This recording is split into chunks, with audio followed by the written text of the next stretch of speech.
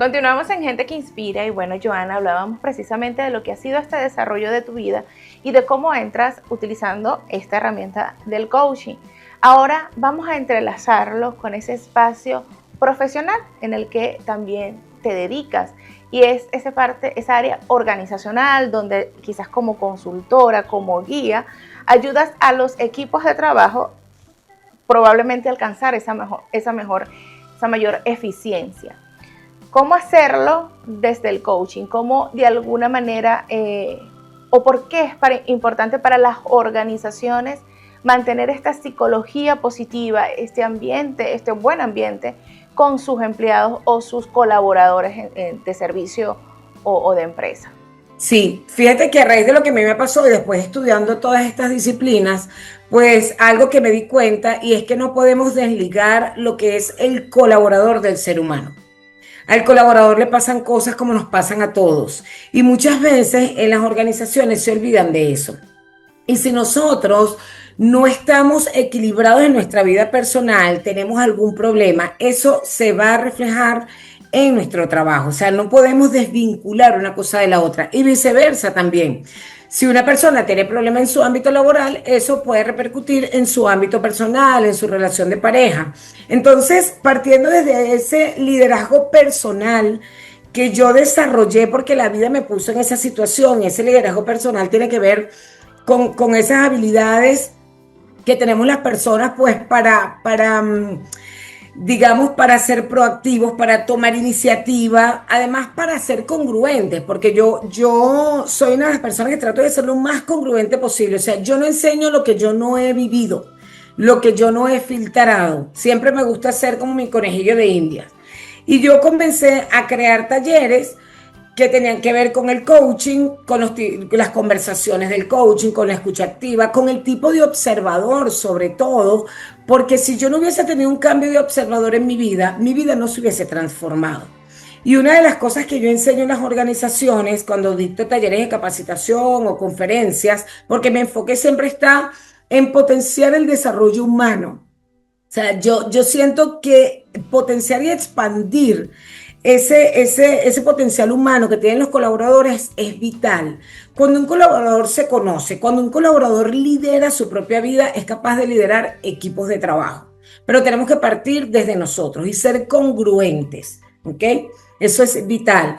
Entonces, yo comencé con toda esta área del coaching, llevarlo a las organizaciones, también la psicología positiva, que me ha brindado herramientas súper potenciadoras, porque la psicología positiva se enfoca en la solución en lugar del problema, que por lo general las empresas se quedan muy pegados en el problema, como que bueno, tenemos este problema, tenemos este problema. No, la psicología positiva te dice, ok, tenemos este problema, chévere. ¿Cuáles son las fortalezas de cada uno? ¿Cuáles son las capacidades de cada uno para que podamos resolver, para ir a ese núcleo de transformación de la organización? Entonces, la vida me fue llevando a través de Tómate un Coaching hacia las organizaciones, cosa que amo.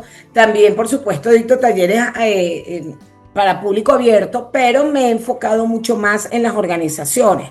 Creo que hay mucho recurso humano que hay que convertir en un verdadero talento humano y en un verdadero capital humano.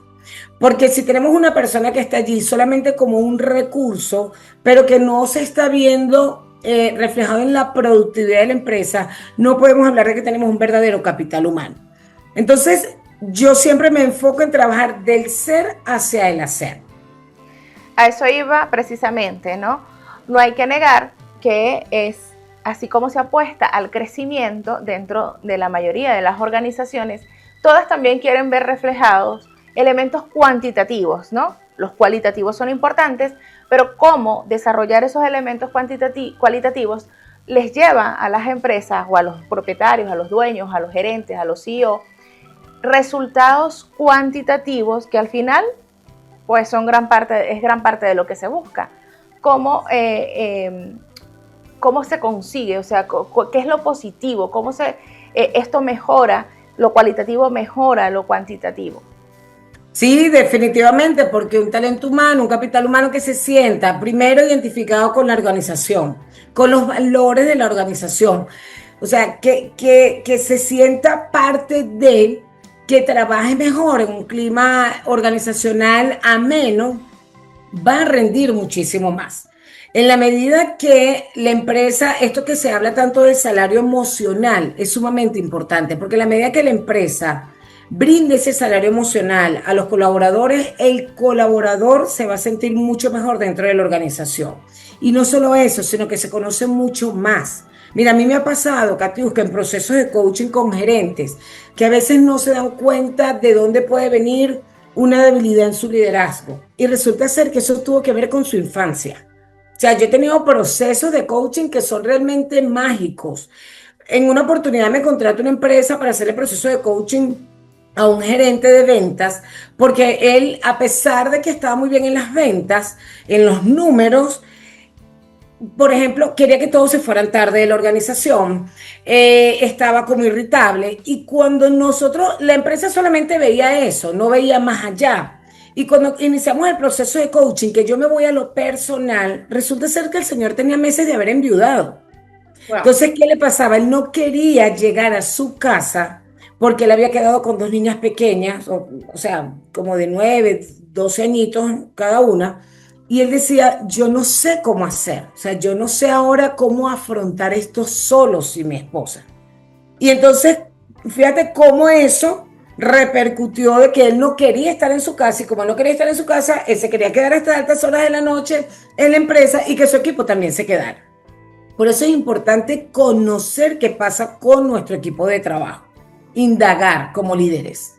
Totalmente. Vamos a ir a una nueva pausa y al regreso entonces conversamos también sobre ese espacio de emprendedora que te defines como una eterna emprendedora.